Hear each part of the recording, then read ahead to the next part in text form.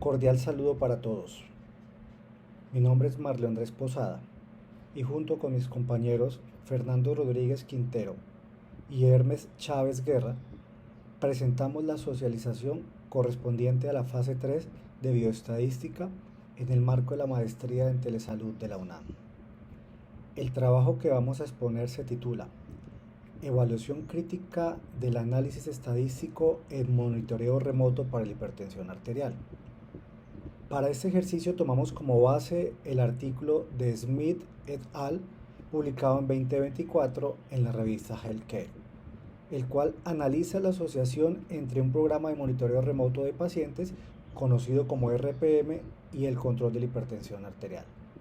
Más que presentar únicamente los resultados del artículo, nuestro propósito fue hacer una lectura crítica desde la bioestadística, revisar qué pruebas estadísticas se usaron, si fueron pertinentes, qué tan fuertes son los resultados y qué limitaciones metodológicas deben tenerse en cuenta antes de sacar conclusiones definitivas. Para organizar la presentación, dividimos la socialización en 3 bloques. En el primer bloque, que presentaré yo, abordaremos el contexto general, el artículo fuente, el diseño metodológico y la reconstrucción de la hipótesis estadística. En el segundo bloque, Fernando explicará las pruebas estadísticas utilizadas, su pertenencia metodológica, los principales resultados cuantitativos y la diferencia entre significancia estadística y relevancia clínica. Finalmente, Hermes presentará las limitaciones del estudio, el análisis de posibles errores estadísticos, las propuestas de mejora metodológica y las conclusiones grupales. La duración total estimada es de aproximadamente 15 minutos, distribuidos en 3 turnos de 5 minutos. La idea central de esta presentación es mostrar que un resultado estadísticamente significativo no siempre es suficiente para afirmar que una intervención es casualmente efectiva. En salud digital y telesalud, además de los valores de P, necesitamos analizar el diseño, los sesgos, la relevancia clínica y la transparencia metodológica. Para iniciar es importante contextualizar el problema. La hipertensión arterial sigue siendo una de las enfermedades crónicas no transmisibles más relevantes en salud pública.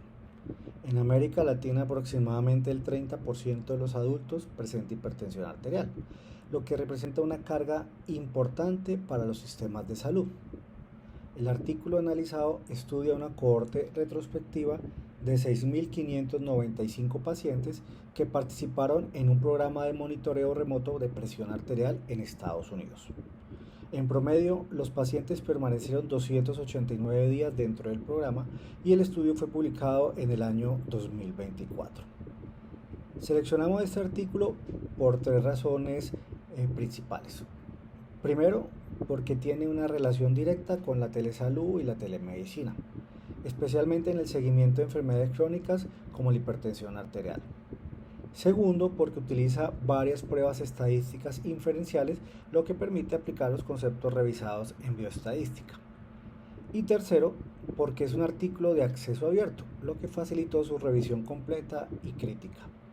Desde el punto de vista metodológico, el estudio corresponde a una cohorte retrospectiva observacional.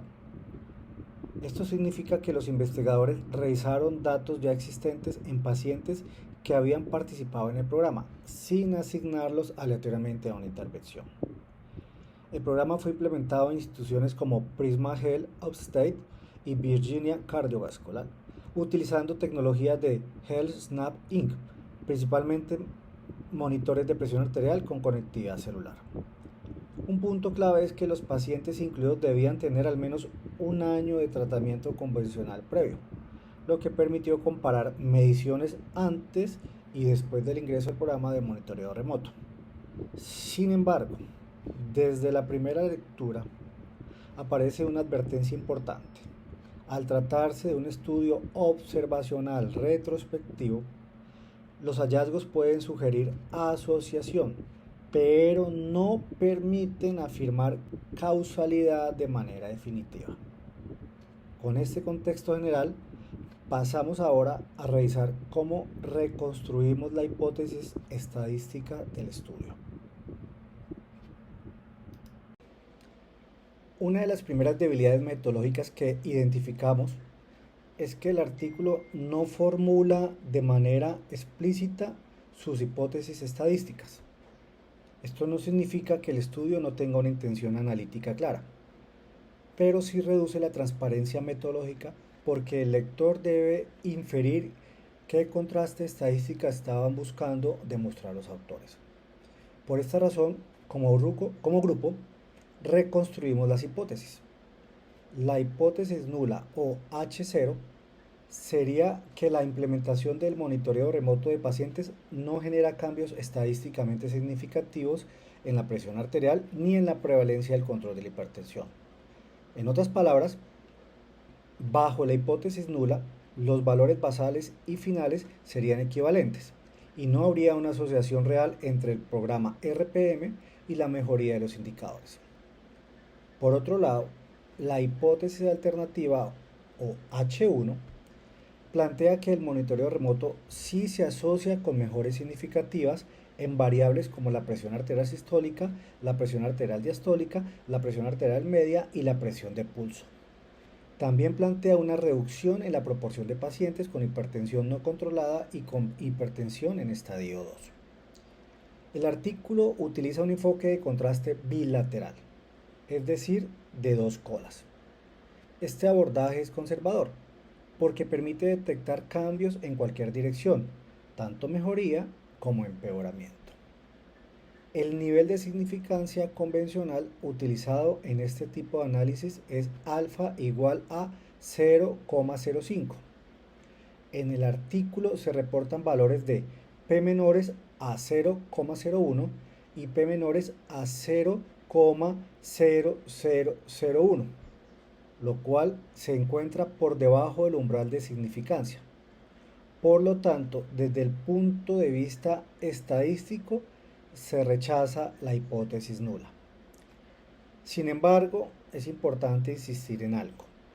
Rechazar la hipótesis nula no significa automáticamente demostrar causalidad. Significa que los cambios observados son estadísticamente improbables bajo el supuesto de que no existiera efecto.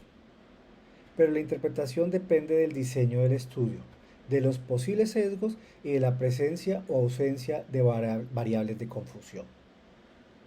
Después de reconstruir la hipótesis, Fernando nos explicará cuáles fueron las pruebas estadísticas y utilizadas y por qué resultan pertinentes para cada tipo de variable. Muchas gracias, Marlio.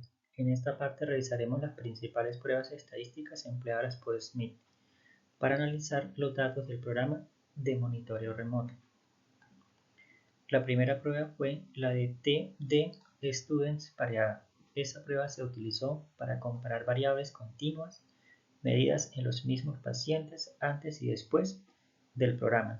Entre estas variables están la presión arterial sistólica, la presión arterial diastólica, la presión arterial media y la presión de pulso. La selección de estas pruebas es pertinente porque se trata de mediciones repetidas en el mismo sujeto. Además, el tamaño muestral es muy grande, con 6.595 pacientes, lo cual permite apoyarse en el teorema central del límite para justificar el uso de una prueba paramétrica. La segunda prueba fue el test de Magnemar. Esta prueba se utiliza para variables dicotómicas pareadas. En este caso, sirvió para analizar los cambios en proporciones, por ejemplo, pacientes con hipertensión no controlada antes y después del programa, o pacientes clasificados en hipertensión estadio 2. El test de Magnemar es equivalente a una prueba de chi cuadrado, pero adaptada a datos pareados. Por eso, metodológicamente es apropiada para comparar cambios en la clasificación clínica de los mismos pacientes. Y la tercera prueba fue la de Kruskal-Wallis, utilizada también para comparar la presión arterial media según cuartiles de duración dentro del programa. Esta es una prueba no paramétrica, útil cuando se comparan más de dos grupos y se quieren asumir con normalidad estricta en la distribución de los datos. En conjunto podemos decir que las pruebas estadísticas seleccionadas son razonables y coherentes con el tipo de variables analizadas. Sin embargo, el problema no está tanto en la selección de las pruebas, sino también en la forma incompleta en la que se reportan algunos resultados, especialmente la ausencia de intervalos de confianza y tamaños de efecto. Ahora veamos los resultados cuantitativos reportados en el estudio y cómo deben interpretarse.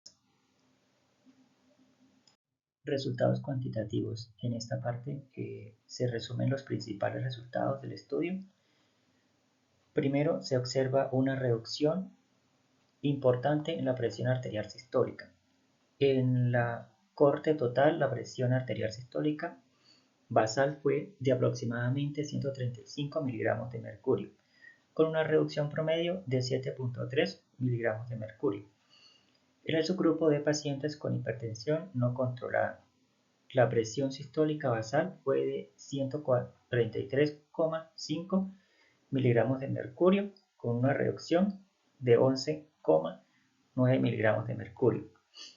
Y en los pacientes con hipertensión estadio 2, la presión sistólica basal fue de 151,6 miligramos de mercurio, con una reducción promedio de 16,7 miligramos de mercurio. Estos resultados son relevantes porque superan el umbral de relevancia clínica, comúnmente aceptados. En términos generales, una reducción de al menos 5 miligramos de mercurio en presión arterial sistólica se ha asociado con disminución de riesgo cardiovascular mayor. También se observaron cambios importantes en proporciones. La hipertensión no controlada pasó de 66,3% a 40,2%. Por su parte, la hipertensión estadio 2 disminuyó de 37,5% a 19,1%.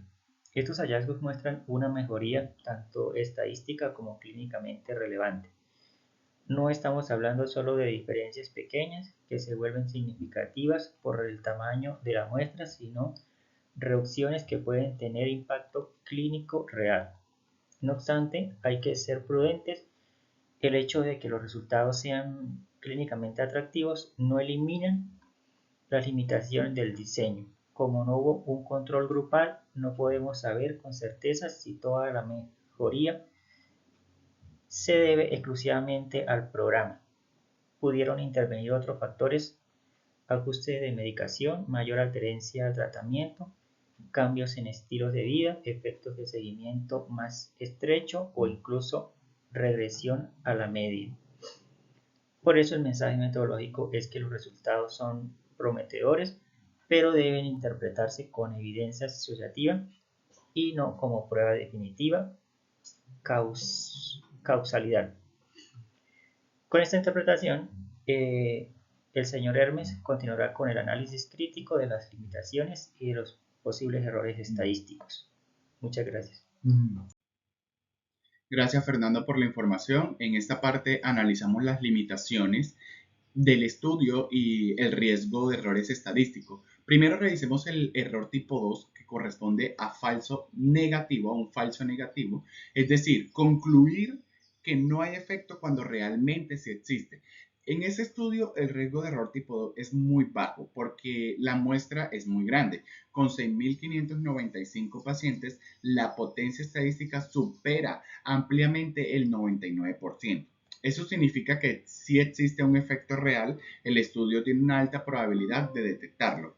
El problema principal está más relacionado con el error tipo 1, que corresponde a un falso positivo.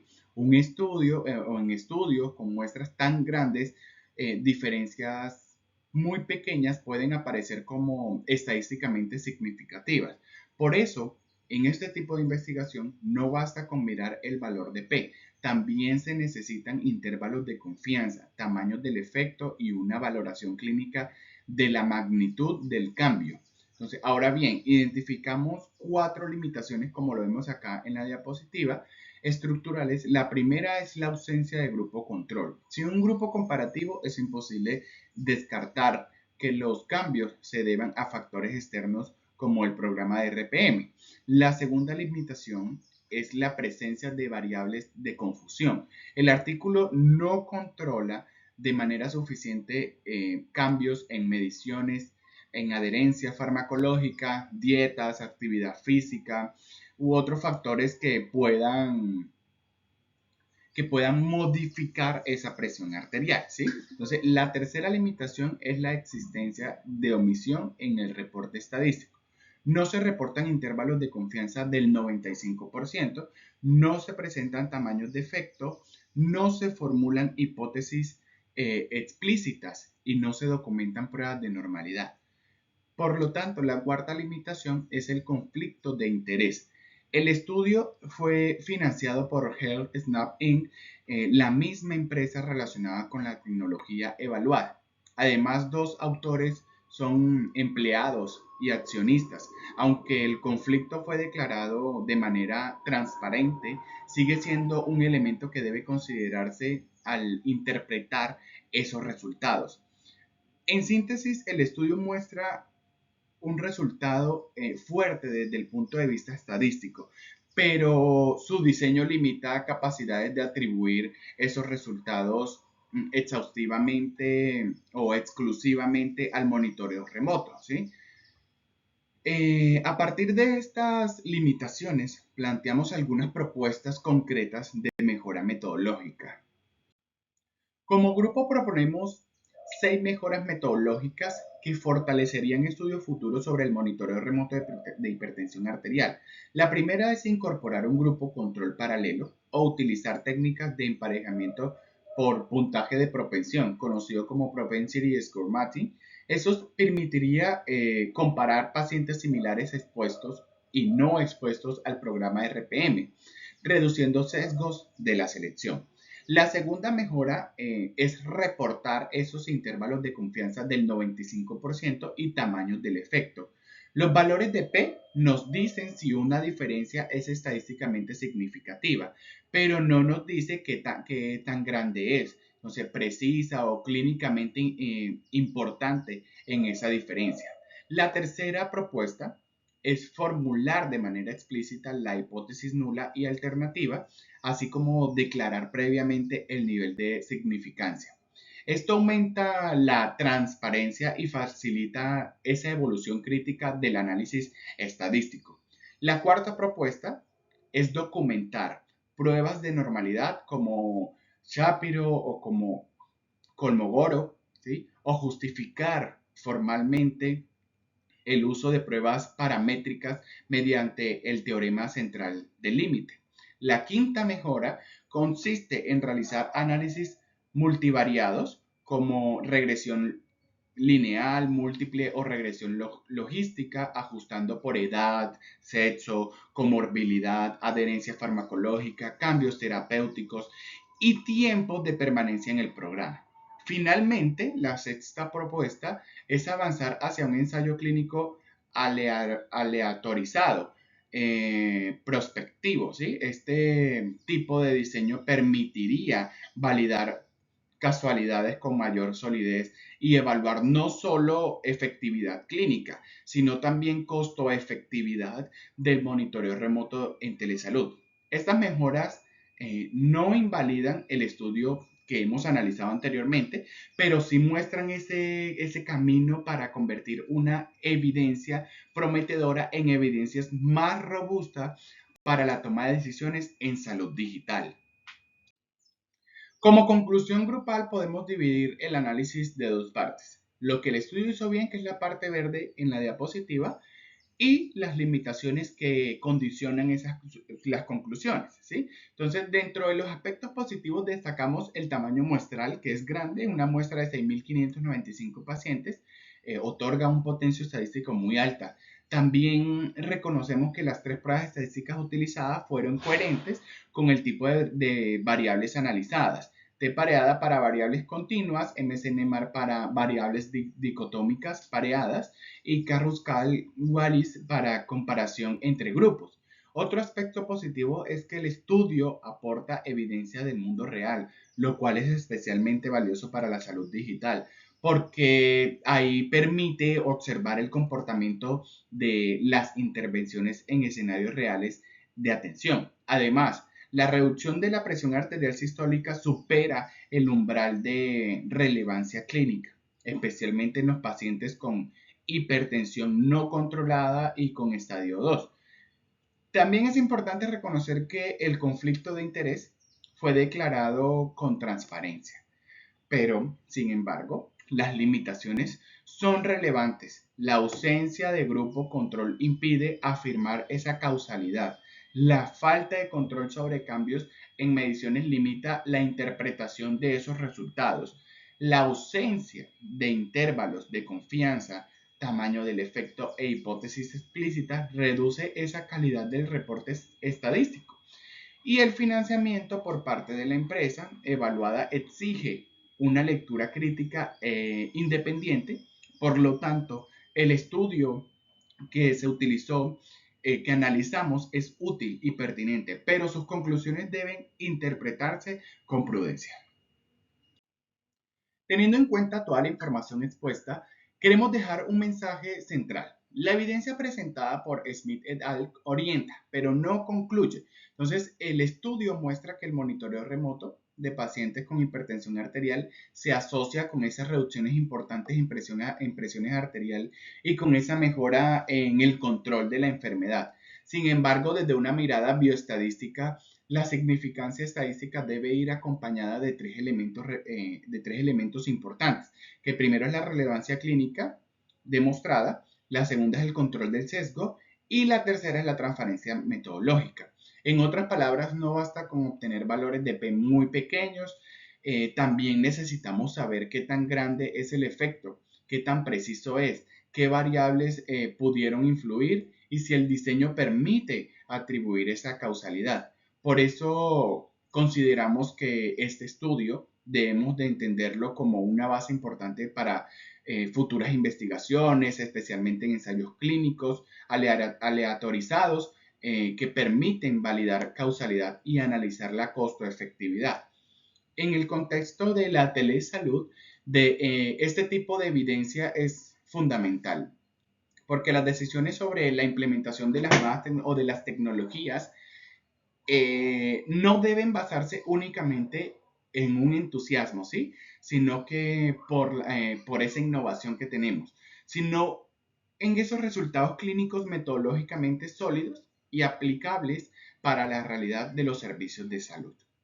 Muchas gracias por la atención. Estaremos atentos a preguntas.